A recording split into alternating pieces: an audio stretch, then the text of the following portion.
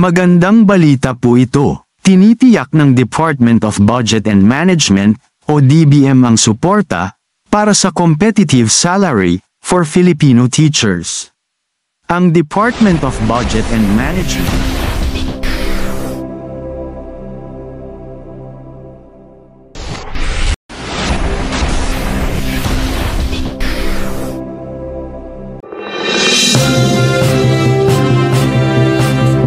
Magandang araw po mga kaguro.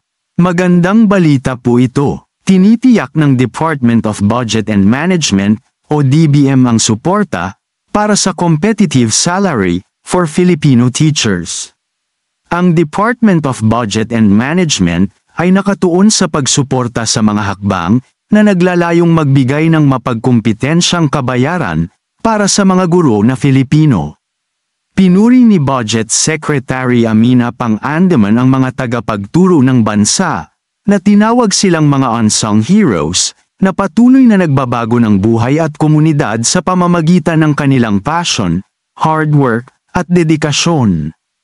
Ang pahayag na ito ay ginawa bilang pagdiriwang ng National Teachers Day.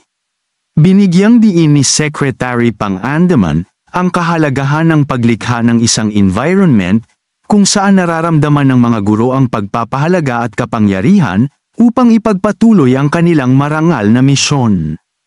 Ang kanilang mga puso ay palaging napupunta sa mga susunod na henerasyon.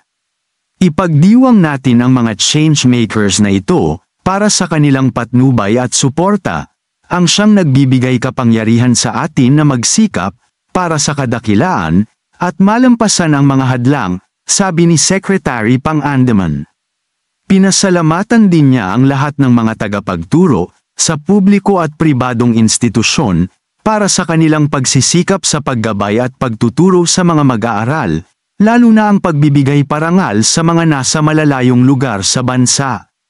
Habang pinarangalan natin ang katatagan ng ating mga guro, pinapaalalahanan tayo ng mga nasa malalayong sulok ng ating bansa, mula sa kabundukan ng Hilaga hanggang sa madalas na hindi napapansing mga komunidad sa Mindanao.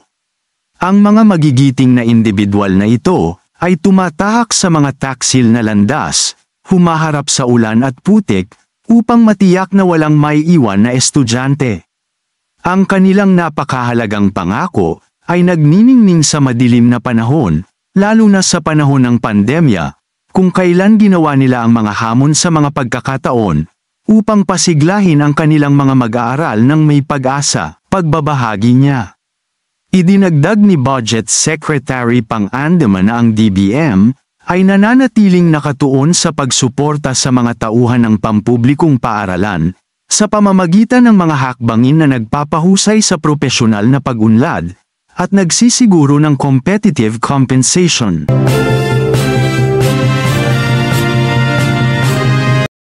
Kung meron man kayong mga komento tungkol sa mga isyong ito, maaari kayong magbigay ng mga reaksyon sa comment section na makikita sa ibaba ng bidyong ito. Maraming salamat, at kung ikaw ay interesado ng mga bidyong tulad nito, mangyaring suportahan ang channel na ito sa pamamagitan ng pagpindot ng like, pag-share ng mga video at kung bago ka pa lang sa channel na ito, please subscribe sa channel na ito at pindutin ang notification bell at piliin ang all upang maabisuhan ka para sa mga paparating pang mga videos.